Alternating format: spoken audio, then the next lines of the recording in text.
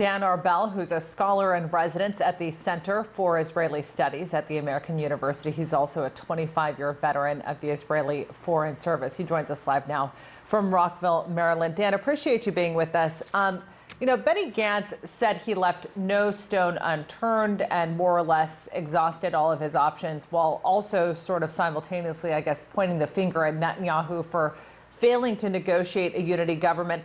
Why do you think he failed, and what does this tell us about the state of Israeli politics? So absolutely, what happened is that he has tried to disconnect Mr. Netanyahu from his traditional natural allies, the ultra-Orthodox parties and the national religious parties. Netanyahu simply refused to disconnect from his bloc. At the same time, Mr. Gantz was not willing to go second in a scenario of a rotation between Mr. Netanyahu and himself in the national unity government, arguing that he will not sit under a prime minister who has indictments hanging over his head. So generally, he failed to disconnect Mr. Netanyahu, who clung to his seat and did everything possible, using every possible political maneuver to stay in power. And we are expecting indictments to be served to the prime minister very soon. And that may impact the situation. But right now we're at a stalemate. No one is able to form a government. We're entering that 21-day period, which you mentioned. And the likelihood of third elections in early 2020 seems with the highest chances to go through.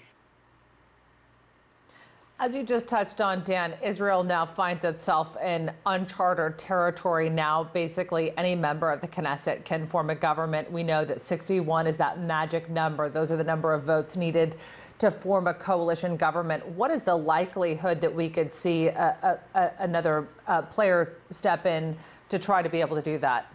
And would they be essentially in the same predicament that Gantz and Netanyahu found themselves in? It looks it's highly unlikely that there will be a third candidate stepping in and winning the support of 61 members of Knesset or over that number. It will be either Mr. Gantz or Mr. Netanyahu, unless, again, the Attorney General reaches a decision to serve Mr. Netanyahu with indictments that may impact his party members to try and oust him. But again, it does not look like this is going to happen. And the chances of a third candidate or the two first candidates, Netanyahu or Gantz, getting 61 is very slim. And so the possibility of a third election seems to me to be with the highest chances to go through. So it's been said that sort of things in Israel are running on autopilot at this point, including the military, but there's nobody in the driver's seat. How does that impact Israel domestically? How does it affect the situation in the occupied West Bank and in Gaza? And how does that impact, I guess, just the entire region? It's a great question because there has not been a full-fledged government in place for almost a year now. And while the transition governments are continuing to function, they're, first of all, running low on budgets, and their power and authority is also limited.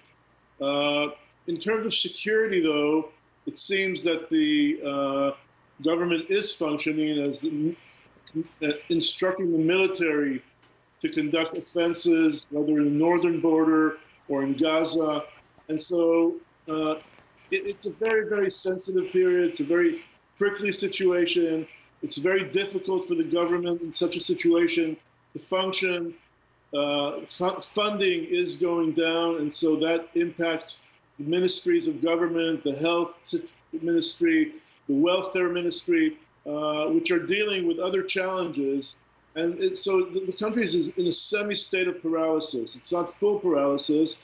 And obviously the best thing would be to have a full government, full-fledged government sworn in as soon as possible. But the parties are engaging in this head-to-head, and it's very, very personal, which is not allowing them to come out of this stalemate.